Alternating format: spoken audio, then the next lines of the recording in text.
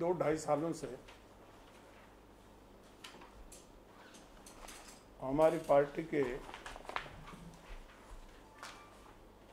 सम्मानीय विधायक घनश्याम जी तिवाड़ी पार्टी विरोधी गतिविधियों में लगातार हिस्सा ले रहे हैं और कुछ न कुछ पार्टी और पार्टी के नेता के खिलाफ, आदरणीय वसुंधरा जी के खिलाफ लगातार अनर्गल प्रचार करते आ रहे हैं। मंत्रियों ने भी तिवाड़ी जी के जो उन्होंने सवाल उठाए, नेता पर जो उंगली उठाई, उसका मंत्रियों ने भी बड़ी शालीनता के साथ उनका जवाब दिया।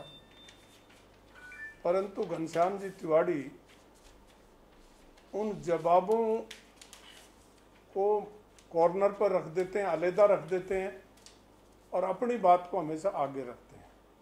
अगर कोई मंत्री कहता है कि घनश्याम जी तिवाड़ी ने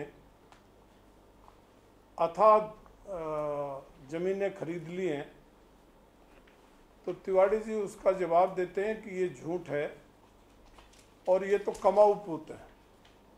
मतलब उन्हीं पर आरोप जड़ देते हैं कमाऊ पूत है।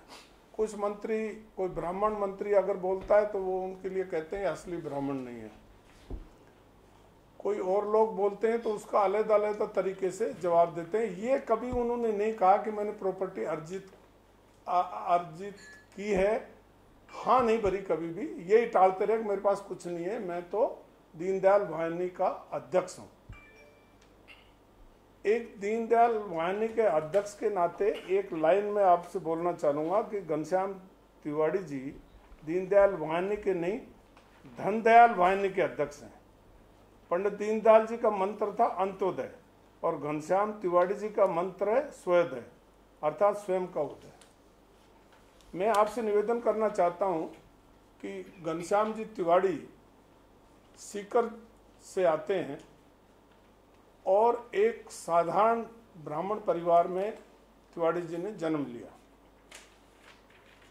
बचपन में पिताजी का देहावसान हो गया और इनकी हालत, माली हालत उस वक्त बहुत ख़राब थी। इनको ननिहाल में जाकर के और अपनी पढ़ाई लिखाई का काम वहाँ पर ननिहाल की मदद से करना पड़ा। उसके बाद घनश्याम जी तिवाड़ी एक बहुत ही होशियार और बहुत ही चालाकी के साथ रातों रात करोड़पति बनने का इन्होंने सपना देखा और उस सपने को साकार करने के लिए इन्होंने सीकर में एक गांव है, सीकर जिले में एक गांव है सूजावास गांव। सूजावास गांव में एक जमीन खरीदी, करीब टोटल जमीन ही बताएं।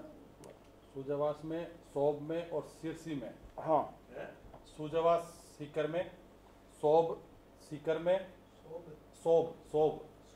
सोब करके गांव है सीकर।